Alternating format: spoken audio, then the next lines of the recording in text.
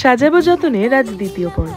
কাল পরেছিলাম মায়ের বিয়ের বেনারসি, আর আজ যে শাড়িটা পরছি সেটা আমার মায়ের রিসেপশনের শাড়ি।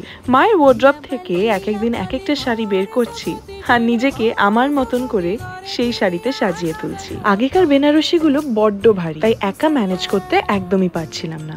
অগত্যা মায়ের সাহায্য নিতেই হচ্ছে। আমি কিন্তু শাড়ি নিজেই পরতে পারি, তবুও মা যতক্ষণ ফিনিশিং টাচ না করে দেয় ততক্ষণ নিজের কোনো কনফিডেন্সই পাই না। মায়ের রিসেপশনের এই ব্লাউজটা কিন্তু আমার পারফেক্টলি গায়ে ফিট হয়ে গেছে। শাড়ির কালারটাও আমার ভারী পছন্দের। শাড়ির সাথে মানানসই একটু মেকআপ করে দিল মাম্মা আমাকে। আর শাড়িটা এত ভারী বলে হালকা গয়নার সাথেই চুজ করলাম। ভেবেছিলাম মায়ের রিসেপশনের লুকটা রিক্রিয়েট করব, কিন্তু সময় এবং ধৈর্যের বড়ই অভাব। কপালে চন্দনের কলকা আঁকা, ফুলের গয়না পরা খুবই কঠিন ব্যাপার এই মুহূর্তে আমার কাছে। তাই আমি আমার মতন করেই সেজে নিলাম। ওয়ার্ড্রপে বছরের পর বছর থাকতে থাকতে শাড়িগুলো একটু নতুন আলো বাতাস পেল।